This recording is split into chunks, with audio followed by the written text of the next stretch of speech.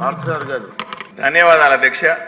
నేను రాయలసీమ అత్యంత వెనుకబడినటువంటి కర్నూలు జిల్లా పశ్చిమ నియోజకవర్గాలు ఆదోని నుంచి మాట్లాడుతున్నాను అధ్యక్ష.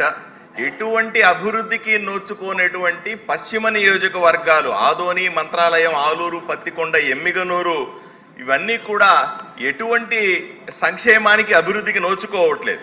ఎందుకంటే మీరు జిల్లా పటం చూస్తే కర్నూలు జిల్లాలో కర్నూలు జిల్లా కేంద్రం ఎక్కడో ఒక మూల ఉంటుంది అధ్యక్ష.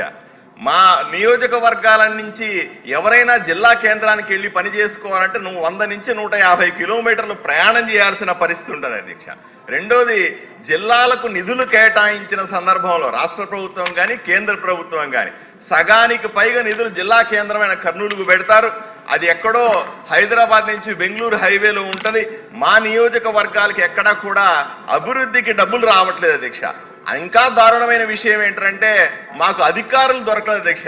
10 మంది అధికారులు మా నియోజకవర్గాల్లో ఉండాల్సి వస్తే 5 మంది కూడా రారు అధ్యక్ష.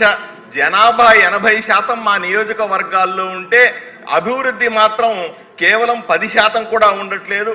ఎన్నో దశాబ్దాలుగా ఆదోని కేంద్రంగా ఆదోని, మంత్రాలయం, ఆలూరు, పత్తికొండ, ఎమ్మిగనూరులకి ఒక ప్రత్యేక జిల్లా ఏర్పాటు చేయాలన్న సెంటిమెంట్ కూడా ప్రజల్లో ఉంది. దీన్ని పరిశీలించాల్సిందిగా ఈ జిల్లాని ప్రత్యేకంగా ఏర్పాటు చేయాల్సిందిగా ప్రభుత్వాన్ని కోరుతున్నాను.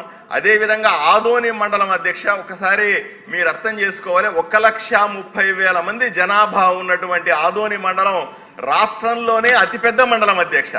10,000, 15,000 జనాభా ఉంటే కూడా ఒక మండలాన్ని ఏర్పాటు చేసే సందర్భంలో 1,30,000 మందితో ఒక మండలంలో ఒకే తహసీల్దారు, 5 మంది క్లర్కులతో ఏ విధంగా నడుపుతారో ఆలోచన చేయాలి.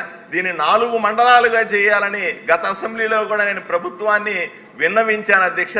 దీన్ని త్వరితగతిగా 4 మండలాలు చేయాల్సిందిగా మీ ద్వారా విజ్ఞప్తి చేస్తా ఉన్నాను అధ్యక్ష.